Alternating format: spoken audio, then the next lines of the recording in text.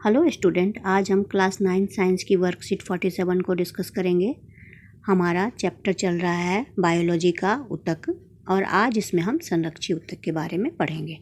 तो आइए शुरू करते हैं। सबसे पहले क्वेश्चन ये है कि एक पौधा अपनी रक्षा किस प्रकार कर पाता है। तो पौधे के अंदर कौन सा मैकेनिज्म होता है, क्या होता है जिससे पौधे की रक्षा होती है। इस कार्य को करने के लिए पौधे में संरक्षी ऊतक होते हैं जो पौधे की पूरी सतह को ढके रहते हैं और इनका मुख्य कार्य होता है पौधे की रक्षा करना।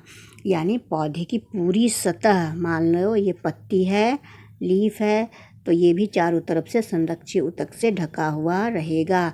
अगर कोई टहनी है तो इसके भी चारों तरफ संरक्षी ऊतक हैं जिससे उसका बचाव होता है, पौधे का बचाव होता है। यह भी एक सरल ऊतक है, क्योंकि हम सरल ऊतक ही पढ़ रहे हैं। इससे पहले हमने सरल ऊतक को ही पढ़ा है, तो ये कहा जा रहा है कि ये सरल ऊतक ही है। लेकिन इनका कार्य जो पहले हमने पढ़ा, संभरण ऊतक पढ़ा था, जो सपोर्टिव टिश्यू होते हैं, सपोर्ट करने वाले, जिसके कारण पौधे जो हैं वो सीधे खड़े रहते हैं, उनसे अलग होता है। सरल ऊतक तो है लेकिन इनका कार्य अलग है। ये 3 प्रकार के होते हैं, एपिडर्मिस, स्टोमेटा और कॉर्क। अब इन तीनों टाइप को हम अलग अलग देखते हैं। सबसे पहले है एपिडर्मिस। अब एपिडर्मिस में क्या होता है, पौधे के सभी भाग जैसे फूल, पत्ती, तना, जड़, इन सब की बाहरी सतह कोशिकाओं की एक परत से ढकी रहती है। इस परत को एपिडर्मिस कहते हैं। और एपिडर्मिस की कोशिकाएं जो होते हैं वो चपटी होती है। यहाँ चित्र देखिए, ये एक पत्ती की काट का चित्र है। तो इसमें ये आपको एपिडर्मिस का लेयर दिखाया गया है।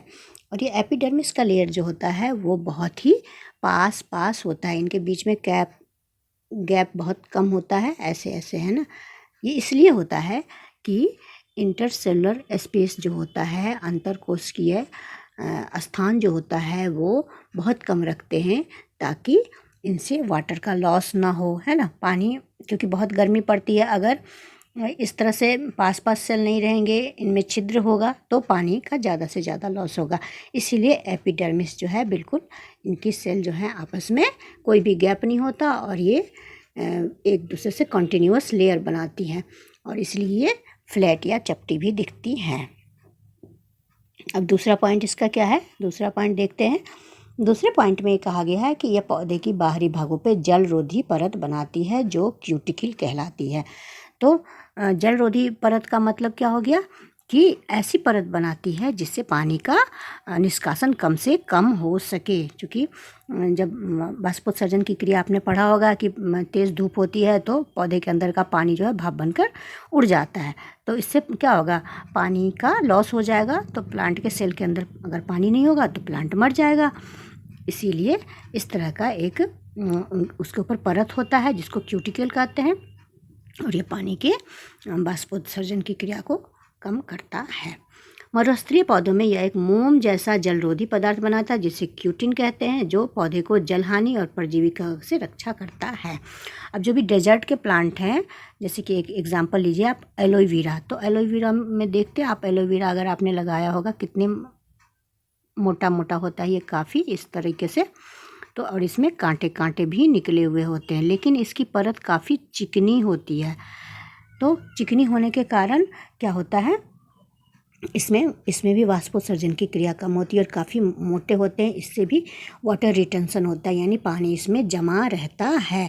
क्योंकि अगर डेजर्ट प्लांट में पानी जमा नहीं होगा तो क्या होगा, पौधा सूख जाएगा, सारा पानी निकल जाएगा और पौधा मर जाएगा। तो संरक्षी कोशिका का काम ही है, संरक्षी ऊतक का काम ही है पौधे को बचाना। तो इसलिए इस तरीके से इनके ऊपर एक चिकनी लेयर होती है। आपने एलोवेरा का पौधा अगर देखा होगा तो उसको छूने के बाद आपको ये काफ़ी चिकना लगता है। और दूसरी बात, ये परजीवी कवक से, फंगस वगैरह से इनकी रक्षा भी करता है, इसीलिए इसके ऊपर एक लेयर लगी होती है जिसको क्यूटिन कहते हैं। अब अगला पॉइंट है, एपिडर्मिस की क्यूटिकल बाष्पोत्सर्जन को नियंत्रित रखती है। तो एपिडर्मिस की जो लेयर है वो पानी के भाप बनने की क्रिया को कम करके रखती है, जिससे पानी सुरक्षित रहता है पौधे के अंदर। जड़ों की एपिडर्मिस कोशिकाएं पानी को सोखती हैं। इस कार्य के लिए उनमें बालों जैसे प्रवर्ध होते हैं जिनसे जड़ों को पानी सोखने की क्षमता बढ़ जाती है। अब जो जड़ें होती हैं, मिट्टी में होती है ना जड़ें, कोई पौधा आपने लगाया और उसकी जड़ें इस तरीके से मिट्टी में फैली हुई होती हैं, तो इनमें छोटे छोटे बाल जैसी संरचनाएं होती हैं जो क्या करती हैं, मिट्टी के अंदर जाकर ज़्यादा से ज़्यादा पानी सोखती हैं। क्योंकि ये जो हेयर या बाल जैसी संरचना होती है वो सरफेस एरिया को बढ़ा देती है, इसलिए रूट जो है वो ज़्यादा से ज़्यादा पानी को एब्जॉर्ब कर सके और पौधे की पानी सोखने की क्षमता बढ़ जाती है। अब हम स्टोमेटा देखेंगे। स्टोमेटा में है पत्तियों के एपिडर्मिस में छोटे छोटे छेद होते हैं।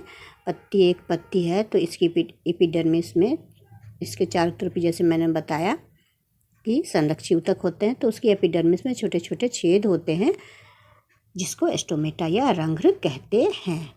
इन्हें वृक्क के आकार की कोशिकाएं घेरे रहती है जिन्हें रक्षी कोशिकाएं कहते हैं, यानी इनको गार्ड सेल बोलते हैं, जिनका काम है रंध्र को बंद करना और खोलना। इसको थोड़ा हम पास से देखते हैं। ये देखिए, ये रक्षी कोशिकाएं हैं जो इनको घेर कर रखती हैं। ये रंध्र है आपका ये, और ये गार्ड सेल से घिरी हुई है। तो गार्ड सेल जो होती हैं वो असल में कैसी होती है, वृक्क यानी कि किडनी शेप होती हैं। जैसे हमारी किडनी होती है ना, उस तरीके की ये होती है। और ये जो है वो गैस का आदान प्रदान वायुमंडल से, यानी कि ऑक्सीजन और CO2 है ना, उसका आदान प्रदान करती हैं। ऑक्सीजन जाता है, CO2 अंदर आता है। तो ये सारे इसी रंध्र या छेद से होते हैं जिसको स्टोमेटा कहते हैं। और इसको जो गार्ड सेल होता है वो द्वार कोशिकाएं बोलते हैं उसको, वो इसको घेरे रहती हैं और उसका कार्य यही है। अब है कॉर्क। कॉर्क में क्या होता है, पौधे की लगातार वृद्धि के कारण जड़ और तने में मौजूद एपिडर्मिस एक दूसरे ऊतक कॉर्क में बदल जाता है। जैसे जैसे प्लांट ओल्ड होते हैं तो उनमें क्या होता है, डेड सेल जो होते हैं, मरे हुए सेल, वो इकट्ठे होते हैं और फिर धीरे धीरे कर करके क्या होगा, सेल जो है बिल्कुल पास पास आ जाते हैं और इंटरसेलुलर स्पेस जो है वो ख़त्म हो जाता है। इसके कारण क्या होता है, वो कॉर्क में बदल जाते हैं। यह पौधों पर बहुत सी परतों वाली कॉर्क छाल का निर्माण करता है। अब ये देखिए, ये सारी कॉर्क है पीछे, है ना, क्योंकि ये सेल जो है यहाँ से जो ये दिखा रहा है, ये असल में दिखाता है कि पौधा कितना पुराना है। तो जैसे जैसे ओल्ड होते जाएंगे, पुराने होते जाएंगे, डेड सेल ज़्यादा से ज़्यादा जमा होते जाएंगे और वो सब आसपास इकट्ठे होते जाएंगे। तो उनके बीच में इंटरसेलुलर स्पेस जो होता है सेल के बीच में, वो ख़त्म हो जाती है और फिर गैसियस एक्सचेंज और वाटर का लॉस ये नहीं होने देती है। दूसरा, एक कॉर्क की कोशिकाओं के बीच में सुबेरिन नामक रसायन के जमाव के कारण कोशिकाओं की भित्ति मोटी हो जाती है। सुबेरिन एक रसायन है जो जमा होता जाता है, इसके कारण इसकी भित्ति मोटी हो जाती है। और सुबेरिन के कारण ही जब भित्ति मोटी हो गई तो क्या होगा, हवा और पानी के लिए अभेद बन जाता है, मतलब पानी और हवा यहाँ से आना जाना इनका नहीं हो पाता है। अब हम क्वेश्चन आंसर देखते हैं। अब आइए इसके प्रश्न उत्तर देखते हैं। पहला प्रश्न है, संरक्षी ऊतक किन्हें कहते हैं और ये पौधों में कहाँ पाए जाते हैं? तो इसका आंसर है, ऐसे ऊतक जो पौधों की रक्षा करते हैं उन्हें संरक्षी ऊतक कहते हैं। ये पौधे के सभी भागों जैसे जड़, तना, फूल और पत्ते की बाहरी सतह पर पाए जाते हैं। क्वेश्चन नंबर 2 देखते हैं। एपिडर्मिस के कार्य बताइए। एपिडर्मिस का काम बताना है। पहला है, यह पौधे के बाहरी भागों पर जल प्रतिरोधी परत बनाती है जो वाष्पोत्सर्जन को नियंत्रित रखती है। यानी पौधे का जो आउटर मोस्ट लेयर होता है, सबसे बाहर का लेयर होता है, वहाँ पर एक ऐसा लेयर बना देती है जिससे पानी कम से कम पौधे से बाहर निकले भाप बनकर। दूसरा पॉइंट है, मरुस्थलीय पौधे में यह मोम जैसा जल रोधी पदार्थ बनाती है जो जल हानि को रोकती है एवं परजीवी कवकों से पौधे की रक्षा भी करती है। तो जो डेजर्ट के प्लांट हैं उनमें ऊपर पौधे के बाहरी हिस्से पर मोम जैसा एक जलरोधी पदार्थ बना देती है जिससे कि पानी कम से कम बाहर निकल सके, जल हानि कम से कम हो। और दूसरा, जो फंगस वगैरह लगते हैं उससे भी पौधे की रक्षा होती है। इसका एग्जाम्पल आप एलोवेरा में देखेंगे कि कैसे उसके ऊपर एक मोम जैसा चिकना परत होता है।